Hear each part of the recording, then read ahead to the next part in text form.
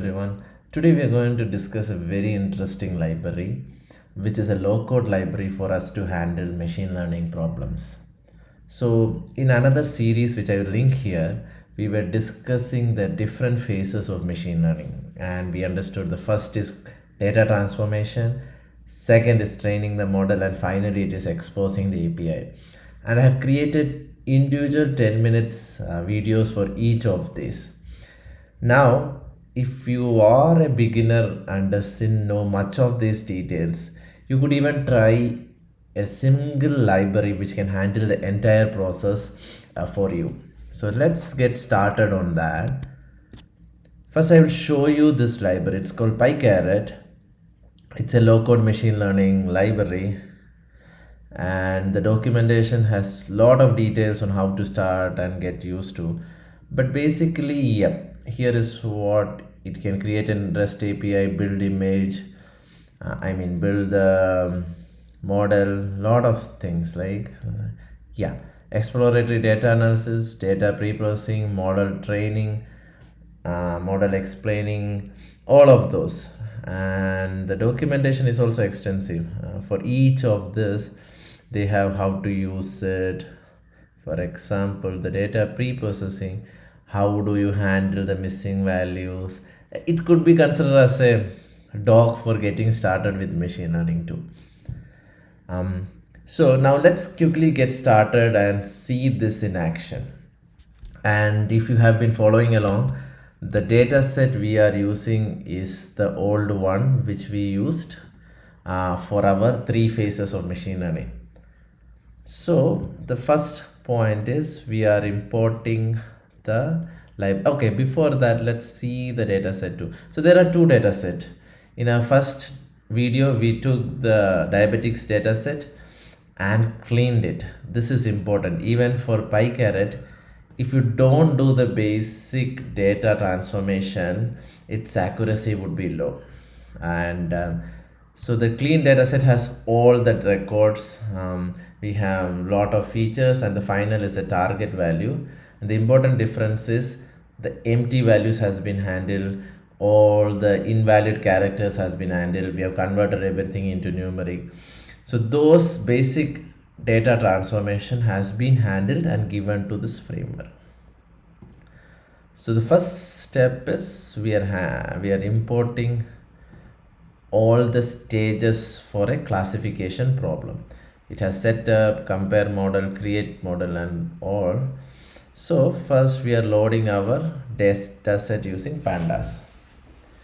The second step is setup, where you have to tell it what is the data. So we are passing the panda data as well as the name of the target, and in our case the target is called target, which is either 0 or 1. 1 means the person is diabetic, 0 means he doesn't have diabetics. So while doing the setup, it has done a lot of data transformation internally. Then this is the interesting part. If you see here, it is taking our data and doing all the transformations internally, and even making it ready for our machine learning model. So let it run. Here if you see, it tried with the logistic regression with 9.96 or 96% accuracy, and in the same way it is trying with lot of different algorithms and coming up with the best one. Do remember, it's trying all this manually, in the sense, it is learned, it has a library and it goes through all of those and does it. In our second video for training, if you remember, we only could do with 2 algorithms, but here it tried lot of algorithms, and finally gradient boosting classification, it has the highest accuracy, and it's going to use that. So finally, then you want to create a model. So it has created the model, and this is also interesting. See the amount of details it is giving about the model.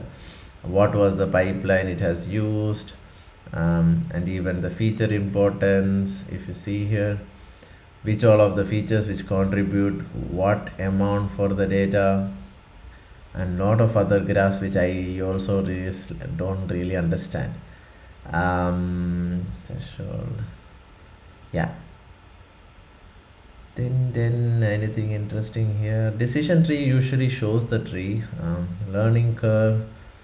So see, it was able to learn in this way when it split the data into cross validation and training score. Overall, lot of wonderful information about the model. Now let us use the model to do a prediction. So it was able to do a prediction with 99% accuracy. In our case, when we use, I believe, random forest, that was around 98% accuracy. So it was even able to do better than that. Finally, like in our case, we were storing it as a saved model. Here also you can save the model, and you could see it here, the pickle file. Okay. Now coming back to our data set, finally our third video was to create an API layer to expose this model. That also is handled automatically, right? So it is creating an API for us called diabetics API. Now if you open a terminal,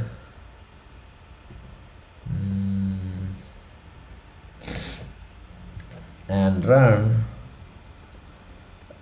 python diabetics api.py.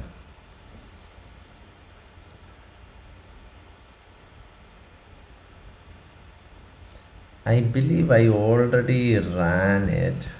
Yeah, so it has created the endpoint. So this is the predict API endpoint and the Swagger document already available, and we could give it a try with all the parameters already set. If you execute, it's giving us 0, right? So it's a case of a patient who is not diabetic. So once again, a wonderful library to learn basics of machine learning, and even for many of the unsupervised use cases where you don't have to do much data transformation. I believe this is a wonderful way to get started. I hope you all give it a try. Thank you.